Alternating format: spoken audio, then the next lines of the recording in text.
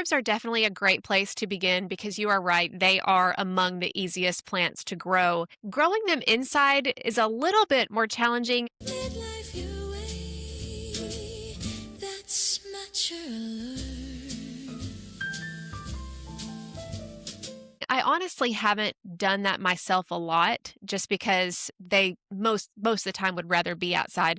The times that I have grown them indoors was when I bought an Aero garden, and basically that's just a hydroponic system. There are different brand names. The one that I bought just happened to be an Aero garden, and it is a hydroponic system where all you have is water and then you feed it nutrients, and it's got a little light. The herbs that I grew in that grew really well. But I don't have a really good windowsill. I think herbs are great for beginners because they are the ideal container plant. So if you don't want to go till a patch of soil or build a raised bed, you can buy a container. The main thing you need to know about herbs, especially when you're growing them in containers, is that they need to be well drained.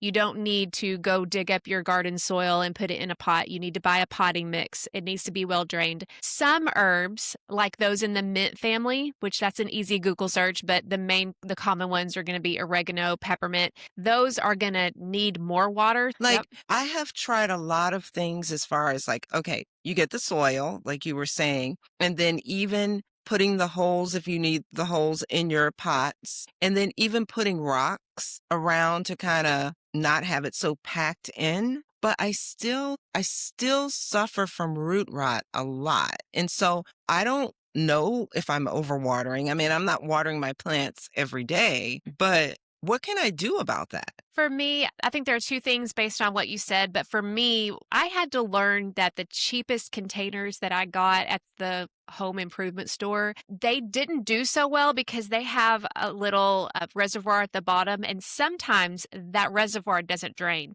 So, and I think sometimes that might have been user error on my end. I didn't realize that they had little holes at the bottom that you had to poke to let them drain. Some did, some didn't. But I noticed that the plants that died in some of those cheaper containers, it was because they had the bottom reservoir, but once it filled up, where's the water going to go? But what are 3 to 5 main do's and don'ts if you want to start growing?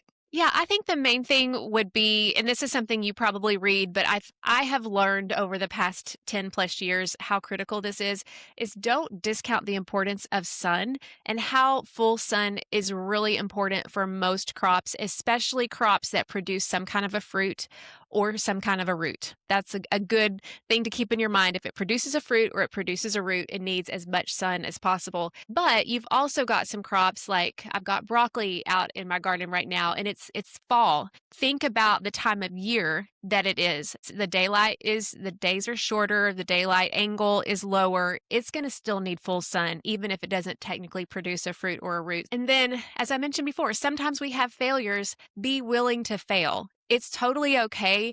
I think there's been memes going around saying if you haven't failed at gardening, you just haven't tried. And that's truly the case. We are always failing at something, but every failure, if we examine it just a little, is a learning opportunity so we can get better at it the next time. One is the season.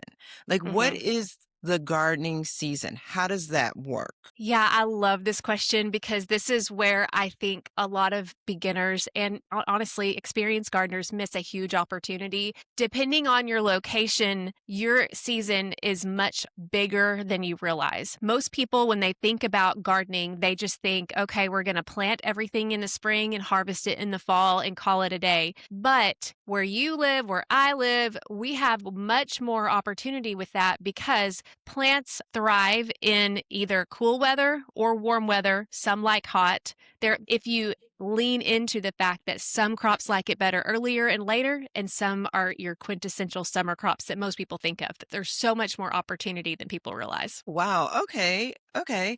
So then you mentioned raised beds versus just in the dirt, in the ground. Talk to us a little bit more about that. Yes, I love this question because I started out as both a raised bed and an in-ground gardener. If we're talking about raised beds, then my favorite mix, and I've got lots of resources on this on my website. I've also got a free guide that's a raised bed soil guide. But my favorite mix is to do a mix of topsoil and compost. To me, that is the simplest thing.